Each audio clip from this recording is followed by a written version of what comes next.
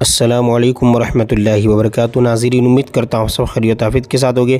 آئیے انشاءاللہ عز و جل آج کی اس ویڈیو میں کتاب بہار شریعت حصہ 2 کا پارٹ نمبر 69 بہت ہی اہم ترین مسائل چل رہے ہیں، جو کنٹینیو دیکھ رہے ہیں انہیں معلوم ہی ہوگا۔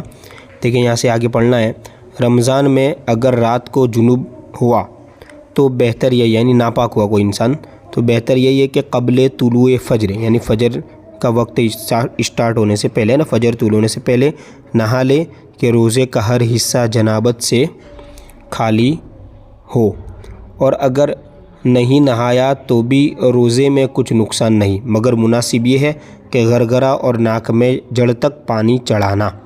یہ دو کام طلوع فجر سے پہلے کر لے کہ پھر روزے میں نہ ہو سکیں گے، اور اگر نہانے میں اتنی تاخیر کی کہ دن نکل آیا اور نماز قضا کر دی تو یہ اور دنوں میں بھی گناہ ہے اور رمضان میں اور زیادہ، یعنی گناہ ہوگا۔ ٹھیک ہے، اس کی وجہ سے نماز قضا ہو رہی ہے، نہانے کا باقی نہیں۔ بہت سارے کہتے ہیں نہانے کا باقی ہے، نہ کراتا ہوں ایسے۔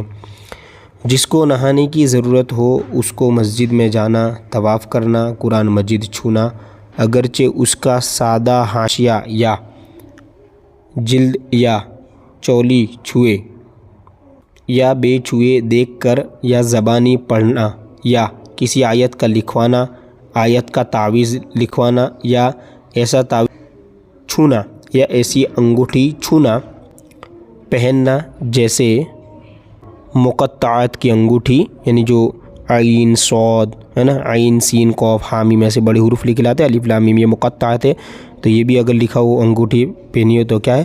حرام ہے۔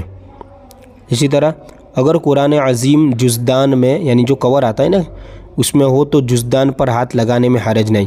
یوں ہی رومال وغیرہ کسی ایسے کپڑے سے پکڑنا جو نہ اپنا تابع ہو نہ قرآن مجید کا تو جائز ہے۔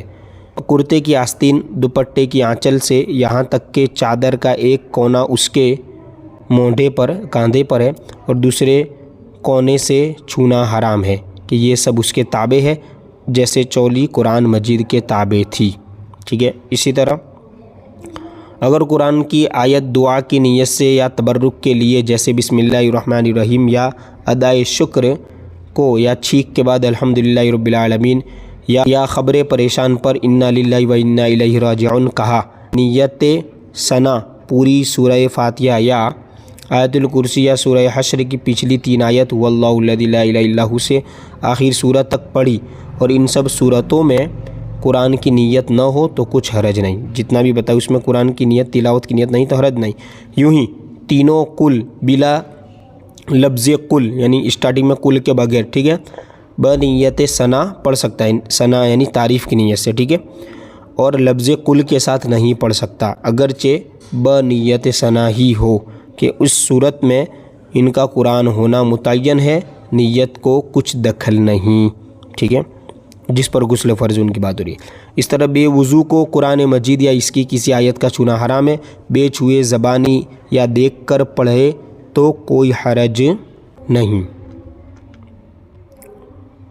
اسی طرح روپیہ پر آیت لکھی ہوئی ہو تو ان سب کو، یعنی بے وضو اور جنوب، یعنی جس پر غسل فرض ہے، اور حیض و نفاس والی کو اس کا چھونا حرام ہے۔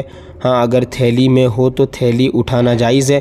یوں ہی جس برتن یا گلاس پر سورہ یا آیت لکھی ہو تو اس کا چھونا بھی ان کو حرام ہے، اور اس کا استعمال سب کو مکروہ، مگر جبکہ خاص بنیت شفا ہو۔ ٹھیک ہے، اسی طرح قرآن کا ترجمہ فارسی یا اردو یا کسی اور زبان میں ہو، اس کے بھی چھونے اور پڑھنے میں قرآن مجید ہی کا سا حکم ہے، یعنی قرآن جیسا ہی حکم ہے۔ اس طرح قرآن مجید دیکھنے میں ان سب پر کچھ حرج نہیں، اگرچہ حروف پر نظر پڑے اور الفاظ سمجھ میں آئے اور خیال میں پڑھتے جائے۔ ان سب کو فقہ و تفسیر و حدیث کی کتابوں کا چھونا مکروہ ہے، اور اگر ان کو کسی کپڑے سے چھوا اگرچہ اس کو پہنے یا اوڑھے ہوئے ہو تو حرج نہیں، مگر موضع آیت پر ان کتابوں میں بھی ہاتھ رکھنا حرام ہے، یعنی جہاں پر آیت لکھی ہے اس جگہ پر ہاتھ رکھیں گے تو حرام ہی ہوگا۔ ٹھیک ہے، اسی طرح ان سب کو تورات، زبور، انجیل کو پڑھنا چھونا مکروہ ہے۔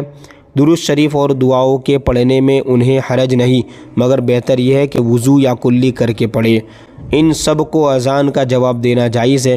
اس طرح مصحف شریف اگر ایسا ہو جائے کہ پڑھنے کے کام میں نہ آئے تو اسے کفنا کر یعنی کپڑے میں لپیٹ کر لحد کھود کر یعنی گڈھا کھود کر ایسی جگہ دفن کر دے جہاں پاؤں پڑنے کا احتمال نہ ہو، یعنی راستہ نہ ہو، آنا جانا نہ ہو۔ اس طرح کافر کو مصحف چھونے نہ دیا جائے بلکہ مطلقاً حروف اس سے بچائے۔ اس طرح قرآن سب کتابوں کے اوپر رکھے، پھر تفسیر، پھر حدیث، پھر باقی دینیات علی حسب مراتب یعنی مرتبے کے مطابق۔ اسی طرح کتاب پر کوئی دوسری چیز نہ رکھی جائے، حتیٰ کہ قلم و دوات، حتیٰ کہ وہ صندوق جس میں کتاب ہو اس پر کوئی چیز نہ رکھی جائے۔ مسائل یا دینیات کے اوراق میں پڑیا باندھنا، جس دسترخوان پر اشعار وغیرہ کچھ تحریر ہو اس کو کام میں لانا یا بچھونے پر کچھ لکھا ہو اس کا استعمال منع یعنی استعمال نہیں کر سکتے۔ ٹھیک ہے، اب پارٹ نمبر 70 میں پانی کا بیان ہم آگے پڑھیں گے۔